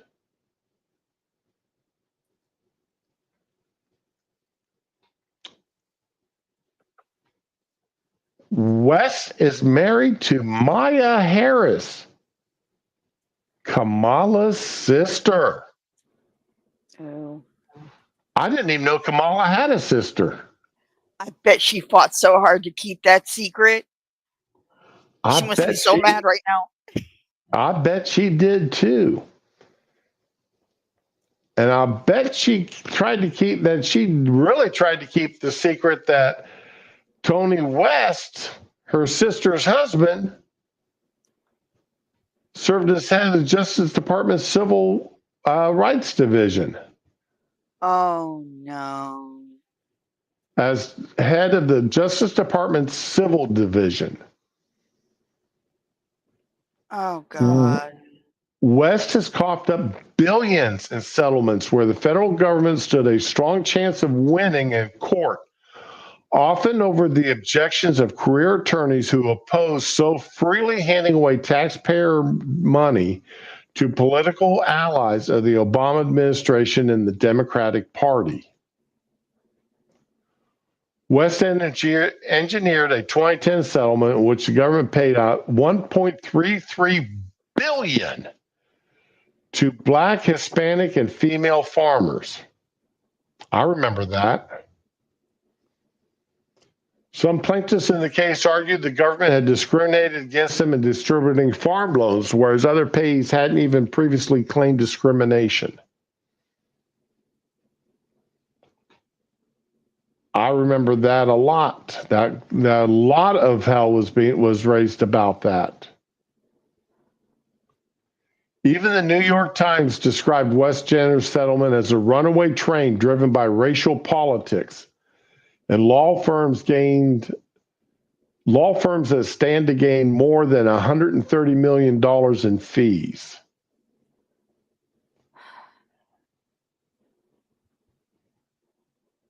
A 2009 email shortly after West's hire at the Justice Department revealed the attorney's intentions for a federal government's purse.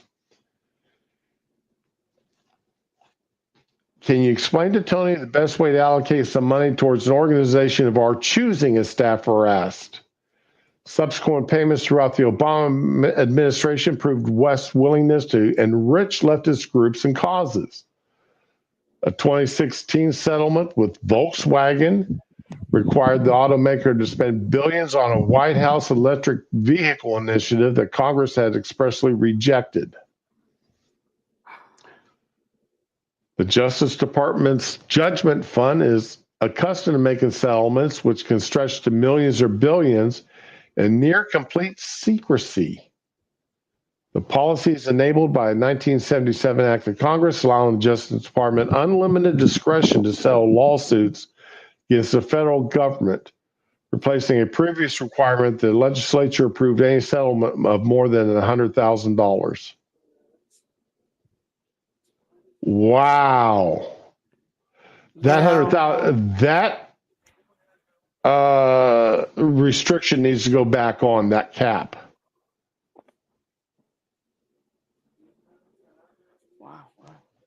Wow. You asked the other day, and I forgot what it was, but when we were talking about, but you're like, where are they getting the money for these causes? And there you go, right there. Yeah.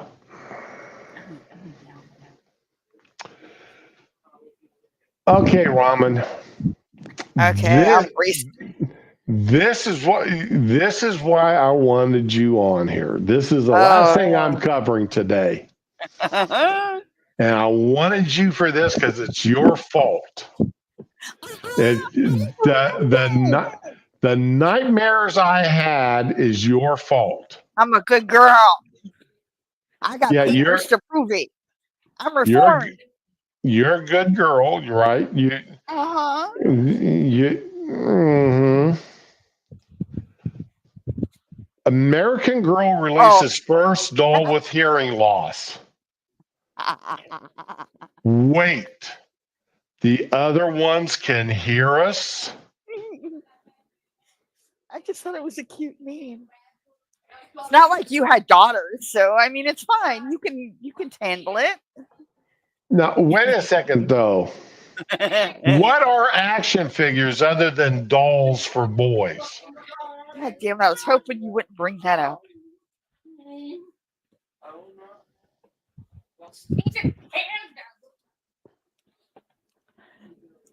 The nightmare that went through my mind.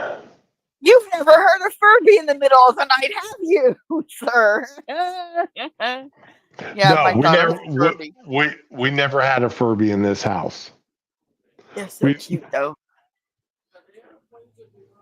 Ow. Sorry.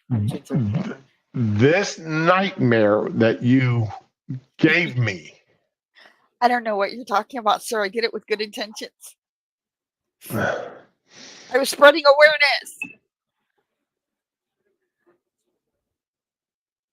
Okay, but see, they should have rephrased it because it's not about the doll with the hearing loss. It's about the character with the hearing loss backstory. Okay, because all these dolls have stories and books for them. So I was just spreading awareness about inclusion and things like that. Yeah, totally. Yeah, that's not what I really, really need to see. You know what I mean? Well, so is that why you told me about the GIF for revenge? No, I told you about the GIF before you sent that to me. Oh, that's right, you did. I just told you about making peanut butter cookies shit. out of the GIF. Let me tell you, I still love my Nutella, but this is so not sugary. I was expecting like Reese's candy flavor, over sugar, not a lot of depth, but that fucking roastiness. Oh my god, I've been picking at it, and I hate myself now. If I'm diabetic, it's gonna be your fault, dude. That was supposed to be a treat for my boy. Now I barely made a dent in it. I'm just thinking little teeny tiny smidges. But that's some good shit. I ain't gonna lie. Yeah, totally worth it. Oh my god. But look at how cute that doll is, yo. It's just cute. And it probably has a hearing aid. I mean, we're not seeing the correct doll. The doll probably comes with a hearing aid or something. It's all very sweet. Sweet. It's not Annabelle. Let's be real. Come on. Awareness. Yeah. Yeah, okay. Oh, Fury, come on. Trans all awareness. That's just a Ken doll in a dress.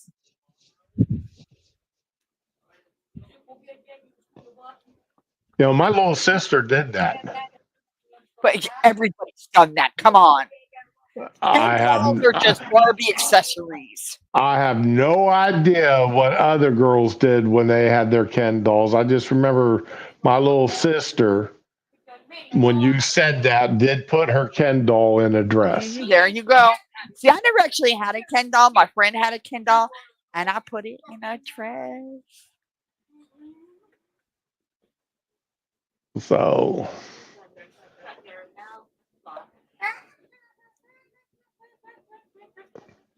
and here's something else that's your fault. Oh, I didn't send you that. Let's be clear. He's very cute. Oh, he needs a hug. See how calm he is now? He just needs a hug. They're more scared of you than you are of them. They're backing up. But a couple of them stop rattling. They're smiling. So, they're friendly. All snakes smile as they're contemplating whether or not to make you part of their dinner. Oh, come on. My friend, we grew up in the 80s and all. And I was this huge fan of Michael Jackson, like everybody was. And we both wanted boa constrictors like Michael had. He had one called Muscles. And his dad actually got him one. Yeah. Oh, okay. So, yeah, I love that thing. He was so sweet. He would always come up and say hi to me when I come over. It was the cutest fucking thing. And I know that's a weird thing to say about a snake. I mean, but hey, some people call their pet chickens cute, so I can call them cute. Well, constrictors can be cute. I call the lizards cute. I got a lizard in my house somewhere. I call it chupacabra, but anything with venoms is not cute. Well, they can be. Anything that is venomous is not cute. They can be depoisoned or milked or whatever. I'm sure it's fine. So. Just saying. He's a huggy. I can definitely tell this is the end of the month. Oh no. My phone is going crazy with notifications. Mortgage payment due tomorrow. Car insurance due tomorrow. FPL due day after tomorrow. So on and so forth. All my first of the month bills. Are due at the end of the month? Are due. Yeah. See, I pay my end of the month bills in the middle of the month. Oh, okay. See, I went So, nuts this month, and I paid everything on the first ahead of it all, and yeah. well, I learned about my mortgage company, and I got into a serious discussion one day, and I quit paying them early because I sent them 2 checks. I started sending them 2 payments a month. And I was marking the second payment to be taken off of the back end, where more of the money was going against the principal versus against the mortgage payment, against the interest. Because mortgage companies, for the first 5, 8, 10 years, the majority of what you're paying is interest. They get their interest first. And then you start paying down the balance. Oh yeah, that's why it took me so long to pay off my freaking car. Okay, so that's why I was saying a second check to wipe out the balance, the extra payment against the balance, against the principal of the loan and not the interest. And both insane. times and twice they took and just, we applied that to your next month's mortgage. You don't have a mortgage payment due until December now. And this is like July. And I'm like, no. That's not the way this is supposed to go. Because I even had it marked in the, this is back when I used to have to send in checks. And I even had it marked in the memo line that this was for the principal of the loan only. And they misapplied it. So, yeah, we got into a bit of an argument over that. But anyway. Well, that is all I have for us today. No, there's one more. What's You that? were sent. Neil sent you a palate cleanser. I'm sure it's fine. Then a Oh, I'm gonna call. somebody sent a palate cleanser? It's in your general chat. Oh, well, I missed it. It just popped up a minute ago. It's fine. Okay, so let's see Thank you, what Nell. it is. Language, young lady.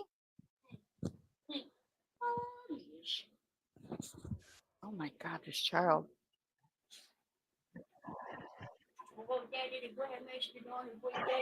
Oh, I've seen this one. Yeah, this is okay. I haven't probably. All right. Well, Spiders stuck off. I just wanted to see what it was before I shared it. I know. So, just to be on the safe side. But yeah, I've seen this one. Is everything okay? Okay. You mad? You okay? You're mad? That's okay. You know what the cool thing about it in America is? Free speech isn't the speech you like. Nice stuff's not what needs to be protected. It's the stuff that you hate that needs to be protected. So that somebody like the government or you doesn't get to decide it. Everybody else gets the hear. Okay? Aw. And you're more than welcome to disagree and write an act and get on stage and sell out like I just did. You know? But Well, is everything okay? Are I you like his movies, but I like him. Yeah. So once I heard what he said, yeah. Oh yeah. Okay. Since we're going here, there's one more here. All right. There's a gentleman on TikTok, goes by the name Jolly Green Ginger, something like that. Okay. Anyway, he was, remember the videos? I don't know if you saw the video during the DNC convention. This guy ran up to Charlie Kirk and started bad mouthing him. I don't know if I saw that or not.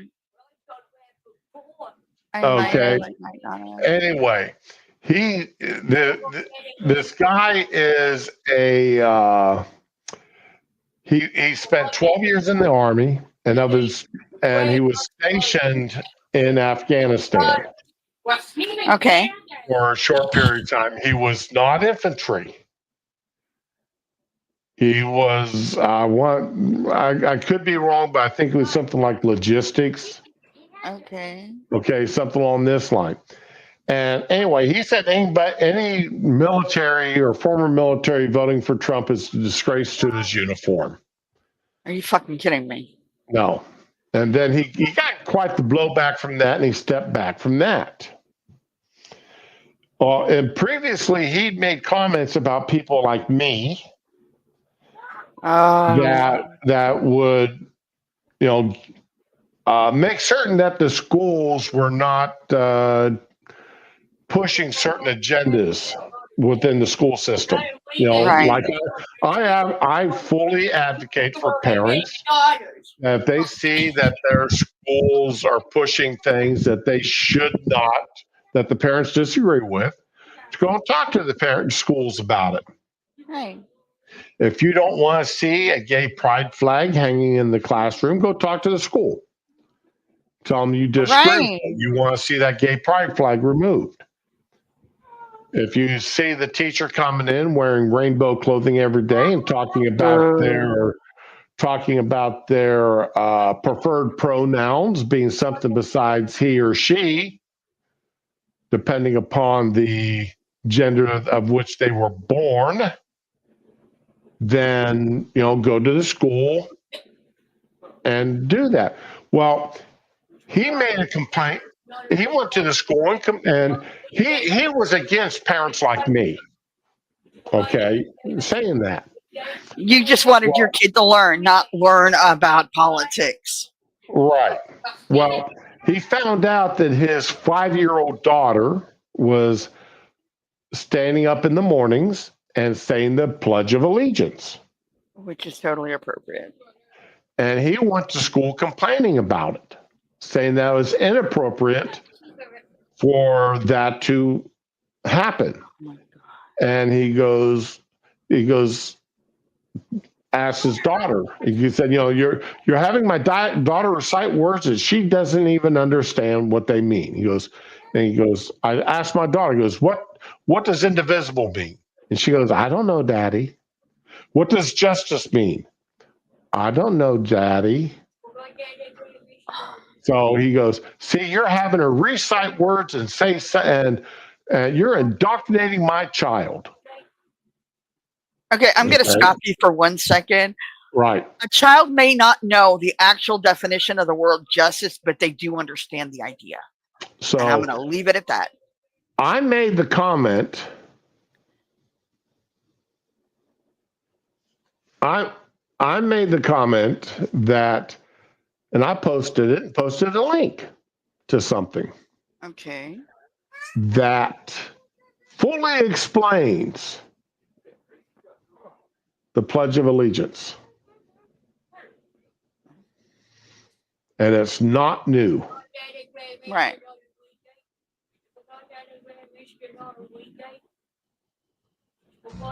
I remember a teacher that I had.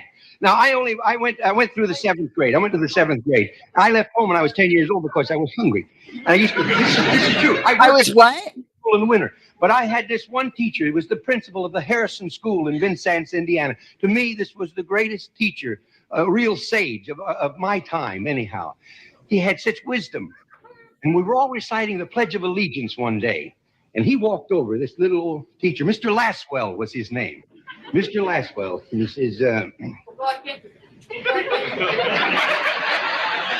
says, I've been listening to you boys and girls recite the Pledge of Allegiance all semester. And it seems as though it's becoming monotonous to you. If I may I recite it and try to explain to you the meaning of each word? I, me, an individual, a committee of one, pledge, dedicate all of my worldly goods to give without self-pity, allegiance, my love and my devotion to the flag, our standard, Old Glory, a symbol of freedom. Wherever she waves, there's respect, because your loyalty has given her a dignity that shouts, freedom is everybody's job. Unite. That means that we have all come together. States, individual communities that have united into 48 great states. 48 individual communities with pride and dignity and purpose. All divided with imaginary boundaries, yet united to a common purpose. And that's love for country. And to the republic, a state in which sovereign power is invested in representatives chosen by the people to govern. And government is the people. And it's from the people to the leaders, not from the leaders to the people, for which it stands. One nation,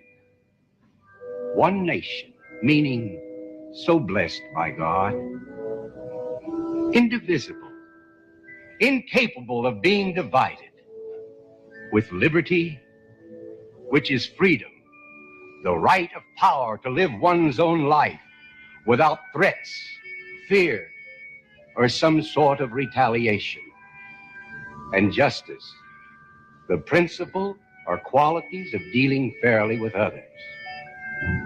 For all, which means, boys and girls, it's as much your country as it is mine. And now, boys and girls, let me hear you recite the Pledge of Allegiance. I pledge allegiance to the flag of the United States of America and to the republic for which it stands, one nation, indivisible, with liberty and justice for all.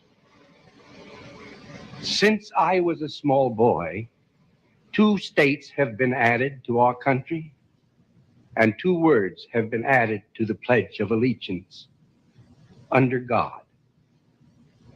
Wouldn't it be a pity if someone said that is a prayer and that would be eliminated from schools too?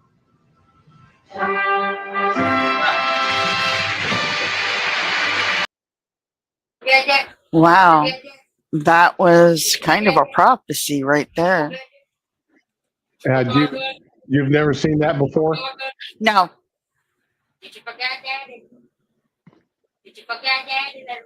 Well, then I'm glad I showed that to you. I am very grateful. Thank you. Because that was beautiful. And I don't have, for once, I have no snark. There, and I posted a link to that saying, if you want to explain to your daughter what the Pledge of Allegiance is about, just play that. Yep. You don't need anything else. Yeah, I think he posted on his X. Tyra, I closed that link already, but I mean, just go to YouTube and put in Red Skelton Pledge of Allegiance, and Oh, it'll that's pop who right that up. was. Yeah, I that's thought he Red looked Skelton. familiar. Okay. You know what? That was such a serious thing, though. I wouldn't have recognized it no matter who it was. Yeah, because he was a famous comedian, and he was a pratfall comedian. I'd only ever seen him in clips being silly. So, yeah. Right. Wow, that was really beautiful. I was not expecting that. So that's. And thank you for muting me because I was trying to mute me at the same time as you were because I love her, but this is her TV time. So, yeah, she does sometime in the morning and then she just basically ignores it the rest of the day. But yeah, that's if you ever have a child that doesn't understand the Pledge of Allegiance, or in some cases adults, because some adults have never had it explained to them. That video does it all, and it does it in a way that anybody and everybody should be able to understand it. So, and on that note, any last words before we head out the door, Ramen? What can I say after that? Yeah, I know. That's a great way to end a stream. Okay, ladies and gents, this is Thursday. That means tomorrow's the Friday Fun Day stream. Yes. Yes. I want everybody to enjoy yourselves. We'll see you tomorrow. Words of wisdom before we head out the door, Ramen? I got nothing, man. I'm broke. Okay. I'm so broke I can't even afford words. And all I'm going to say is everybody have a good day. And as always, be with the ones you love and love the ones that you're with. We'll see you tomorrow.